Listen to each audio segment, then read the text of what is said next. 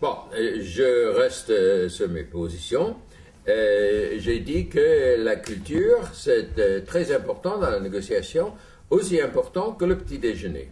C'est-à-dire, et personne ne fait attention au petit déjeuner, mais c'est important comment le type se lève le matin et tout ça, mais on n'analyse pas la négociation à partir de cela. On analyse la négociation à partir des processus, des façons d'agir, tout ça, qui sont, me semble-t-il, universels. C'est comme l'être humain est universel. Alors, je veux bien, l'être humain universel porte des vêtements différents. Mais c'est pas l'essentiel dans la négociation. Et ce que je voudrais trouver d'abord, pour moi, la recherche de cette universalité est ce qui est important.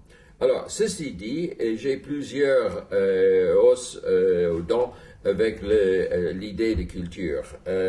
D'abord, alors, comme j'avais expliqué dans ce chapitre-là, c'est presque toujours utilisé d'une façon négative. C'est-à-dire que la culture ne nous enseigne pas comment arriver à un accord. Ça nous enseigne comment ne pas arriver, pourquoi on ne peut pas arriver à un accord. Deuxièmement, la culture est une caricature. Alors, les Américains négocient comme des Américains. Pourquoi? Parce qu'ils sont des Américains. Enfin, toute l'idée de culture anthropologique est circulaire. Je suis comme je suis parce que je suis. Tautologisme à l'époque, je crois, oui, dans l'article 1, il me semble. Là, vous aviez prononcé le mot tautologisme. Oui, c'est ça, oui. Alors, mais ça ne donne pas une explication de pourquoi. Et plus on cherche plus on cherche le pourquoi, on se trouve enlisé dans le même sujet. Mais c'est aussi en étant en caricature, c'est un piège. Parce que je suis censé, étant américain, je suis censé agir comme des Américains. Il y a une certaine imputation à mes motivations, mes mobiles, mes actions. Il fait ça parce qu'il est américain. Alors, j'essaie d'être universel, j'essaie de comprendre un peu les Coréens, donc je ne négocie pas qu'un Américain. Ah, c'est une ruse.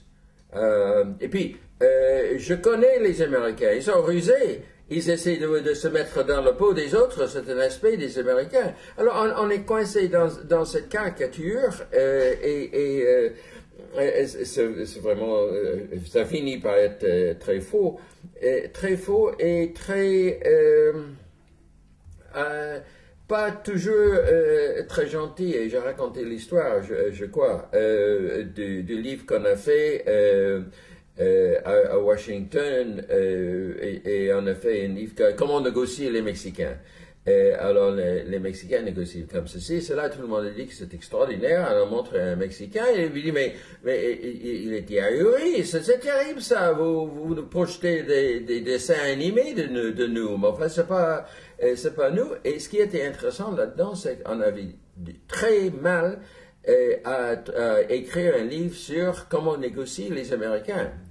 Nous, on négocie de façon universelle, n'est-ce pas? C'est les autres qui agissent d'une façon selon leur culture. Alors, on tombe tout de suite, sans le vouloir, dans les caricatures comme ça, qui me semblent qui sont très dangereux. Et finalement, c'est que, à la fin, on ne sait pas de quoi on parle. Et je cite toujours l'histoire des Arabes. Alors, les Arabes, ils négocient comme les Arabes. Je fais un livre, comment on négocie les Arabes.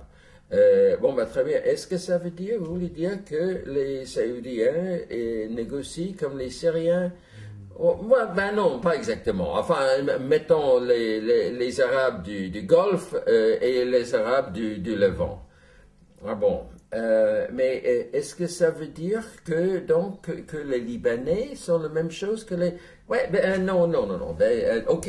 Je vais faire un livre sur comment on négocie les Libanais, comment on négocie les Syriens, comment on négocie les Égyptiens. Mais est-ce que ça veut dire que Nasser, qui était du Bas-Égypte, négocie comme Sadat, qui était de Nasser, pardon, qui était de Haute-Égypte, négocier comme Sadat, qui était de Basse-Égypte, du Delta. Non, c'est pas ça que je veux dire. Alors, on ne sait pas de quoi on parle. Est-ce que Reagan de Californie négocie de la même façon de Carter de Georgie et Bush de Texas négocie de la même façon de je sais pas trop qui, de Obama, Dieu sait d'où il vient lui. C'est un non-sens parce qu'on ne sait pas de quoi on parle. Et donc, conclusion, je préfère parler des modes de négociation.